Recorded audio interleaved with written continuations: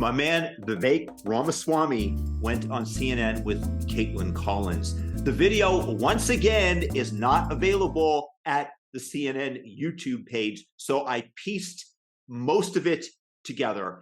It's about 8 minutes. I'm going to comment on it, and you are going to see Vivek expose the corporate fake media for exactly what it is.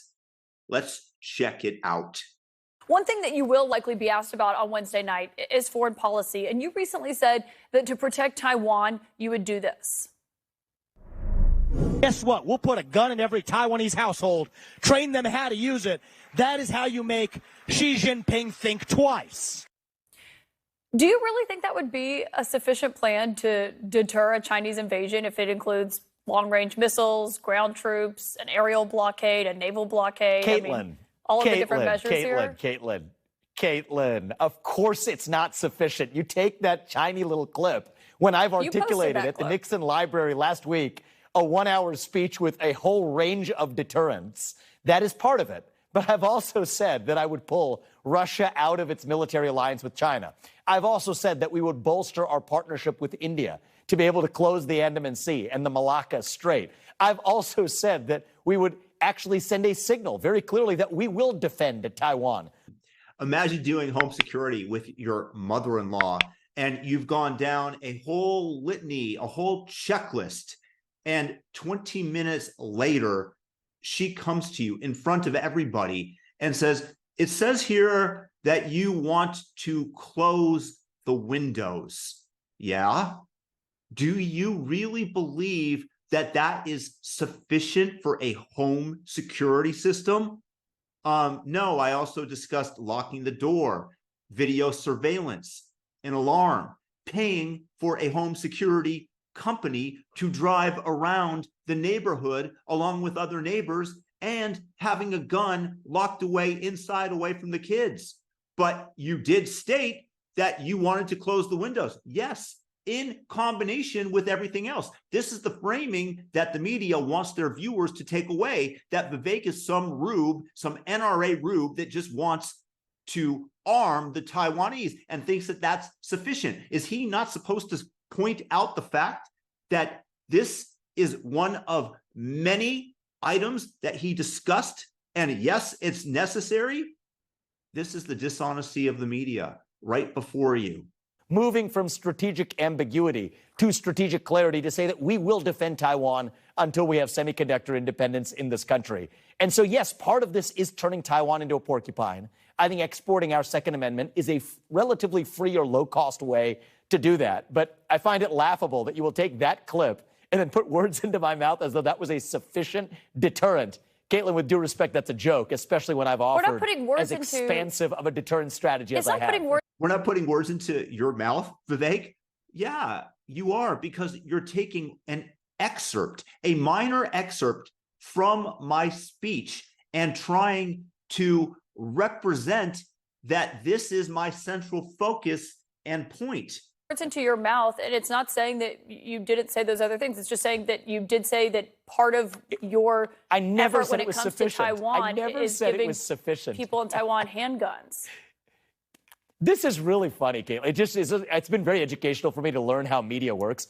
Yes, that is important. No one ever said that was sufficient to deter an invasion. From India to Russia to what I've said we would do with moving Ohio-class SSGNs to the South China Sea and to the Indo-Pacific.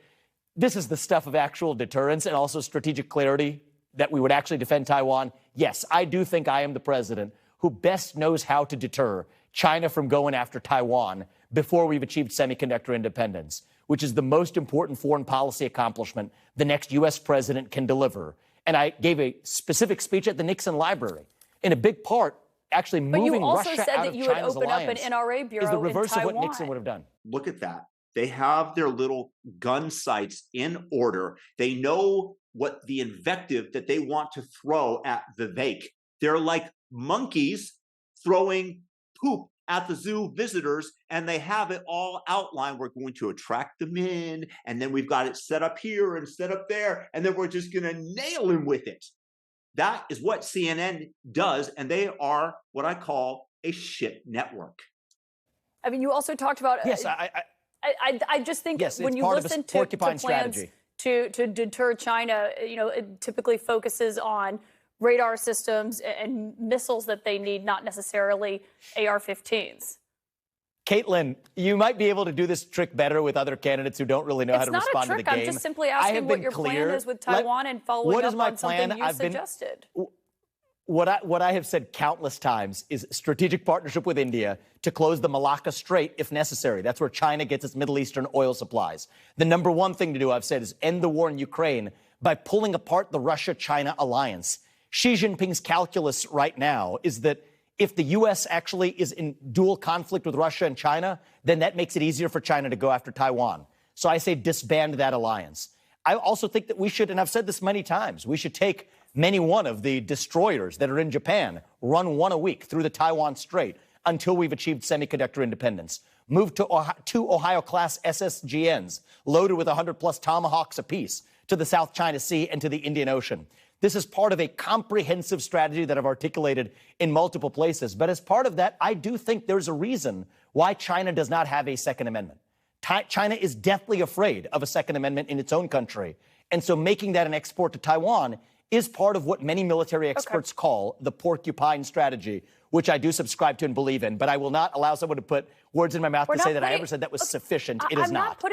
Yes, you, as I stated, you were clearly putting words in his mouth by attempting to get your viewership to believe that that is the prescription that he offered. And he told you in no uncertain terms that it's not sufficient. And what you're trying to do is in the mathematical equation, in the game theory that China is running to see whether or not it is a net positive, the expected value of invading Taiwan is very high, very positive, then this is one added deterrent on the negative side of the equation, the fact that you are going to run into a massively armed country that will fight you from the rooftops, that will fight you from within your houses, and your soldiers are going to be obliterated. And this is what the Chinese leadership, Xi, is going to have to take into account. So the strategy works, but of course it's not sufficient. But that's the way that CNN tries to frame it, MSNBC. And once again, my man Vivek is right on point. A report in the Atlantic that you gave an interview to, you said, quote, "I think it is legitimate to say how many federal agents were on the planes that hit the Twin Towers. Maybe the answer is zero. It probably is zero for all I know, right?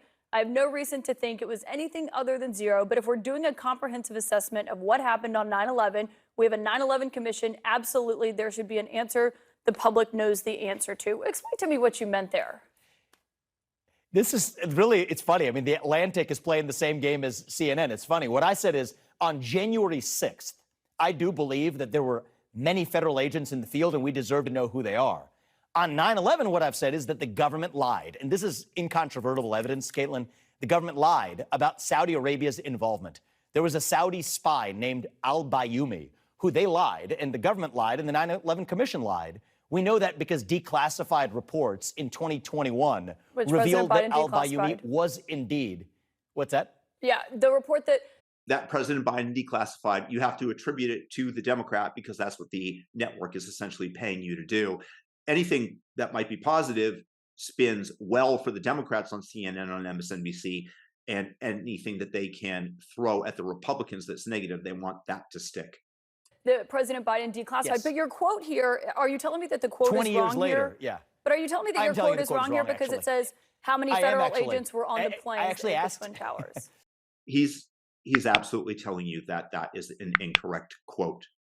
Yeah, when I actually, and this is just lifting the curtain on how media works again, I asked that reporter to send the recording because it was on the record. He refused to do it. But we had a free-flowing conversation. The truth is there are lies the government has told about 9/11, but it's not the ones that somebody put in my mouth. It's the one that I articulated, which is that Saudi Arabia, absolutely, their intelligence was involved in 9/11. And that's a difficult thing you're not supposed to say. The facts back that up. Separately, as it relates to January 6th, same story all over again. There were federal agents in the field. I think they've lied about how many there were, and we, the people, deserve the truth, despite the layers of distortion that exist in the media to prevent us from getting it. You're saying that you were misquoted here, so we will take you at your word. Yes. You're saying that you were misquoted here, but you were asked another time recently about whether or not 9/11 was an inside job. This is what your response was.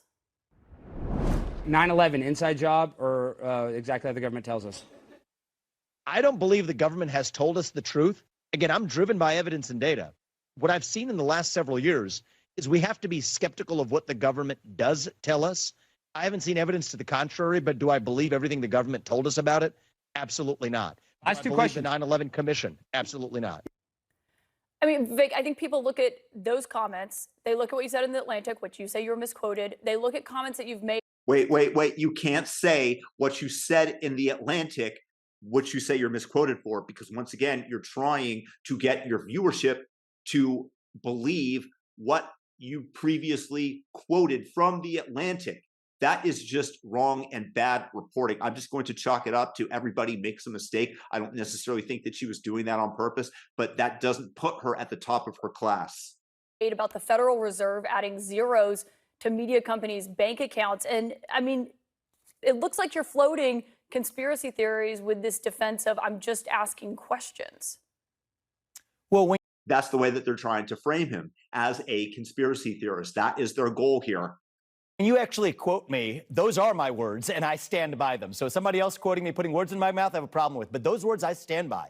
You want to know why? Because we literally know the FBI, the 9/11 Commission, the U.S. government on down told us specifically that Saudi Arabia had no involvement. 20-plus years later, quietly declassifying documents showing that not only did Saudi Arabia have involvement, it was a Saudi intelligence agent that received two of those terrorists that crashed planes on 9/11, killing Americans. But the question was, is 9/11 an inside job? And you didn't say no.